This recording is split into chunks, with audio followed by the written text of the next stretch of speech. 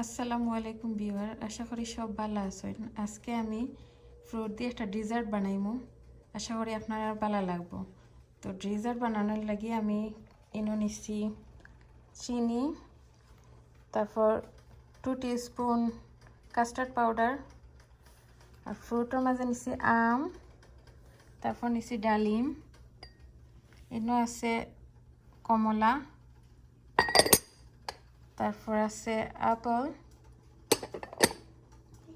আর এনো আছে গ্রেপ।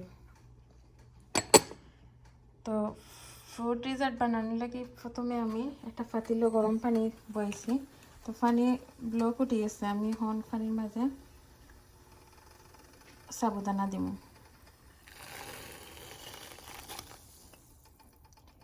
তো সাবুদানা যখন হয়ে যাব, তারপরে আমি ফরের স্টেপগুলা রেডি করব। সাবুদানা হওয়ার আগ পর্যন্ত ওয়েট করি। ভিউয়ার, সাবুদানা হয়ে গেছে। তো সাবুদানার পানি জড়ার লাগে আমি একটা এর মাঝে ডালিয়ে রাখি দেবো, যাতে পানিগুলা জড়ে। আর আরেকটা পাতিলেও আমি দুধ বয়াইনি।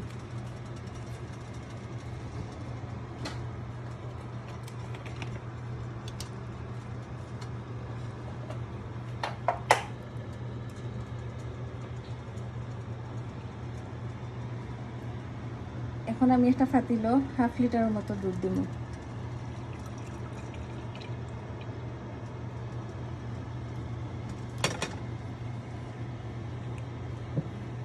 এখন কিছু সময় দুধটারে একটু গরম করব।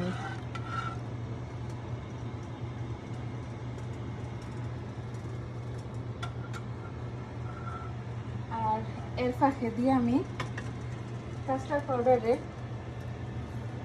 একটু পানি দিয়া ইয়ে করে নিব, মিক্স করে নিব।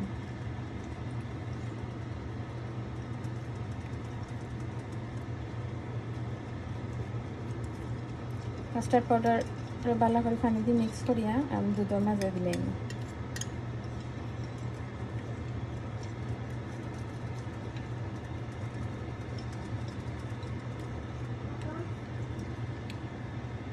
আমার কাস্টার্ড পাউডার মিক্স করা শেষ। এখন আমি কাস্টার্ড পাউডারটা দুধের মাঝে মিক্স করব। দুধের লগে কাস্টার্ড পাউডার মিক্স করার সময় লাড়তে হইব ঘন ঘন।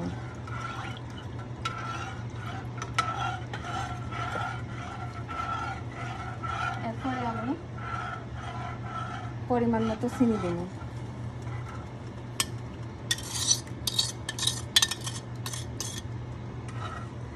চিনি, কাস্টার্ড পাউডার আর দুধরে আমি গরম করব। কিছুক্ষণ গরম হওয়ার পরে বাকি স্টেপগুলো আমি শুরু করব। ভিউয়ার, দুধ আর কাস্টার্ড পাউডার জাল দেওয়ার পরে একটু ঘন হয়ে আইছে। এখন আমি এর মাঝে আমার সাবুদানাগুলো মিক্স করব। মিক্স করিয়ে আর একটু সময় জাল দিব।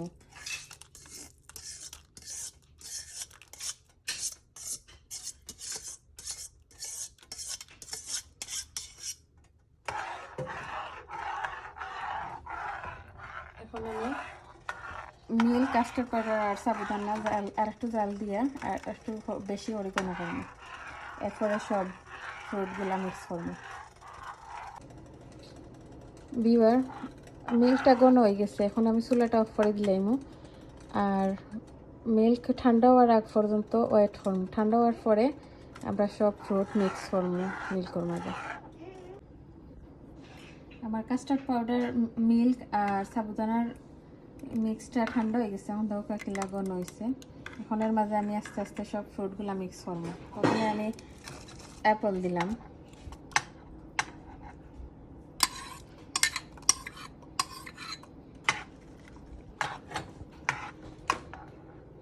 এরপরে আমি আম দিলাম,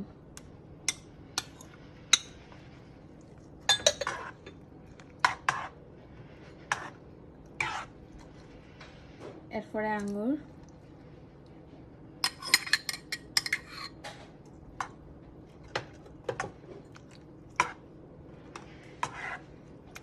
এখন দিয়ার অরেঞ্জ।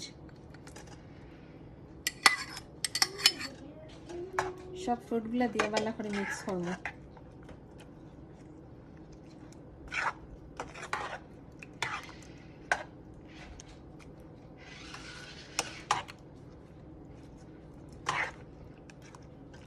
আমার ফ্রুটগুলো মিক্স করা শেষ। এখন আমি একটা বাউলে ডালিয়া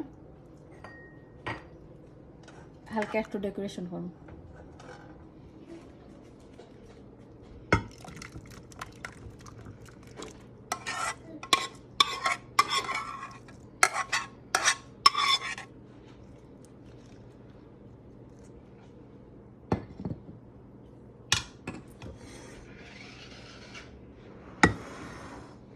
এখন দেখতে সুন্দর লাগে, আমি উপরে কয়েকটা ডালিম দিয়ে, যাতে দেখতে সুন্দর লাগে।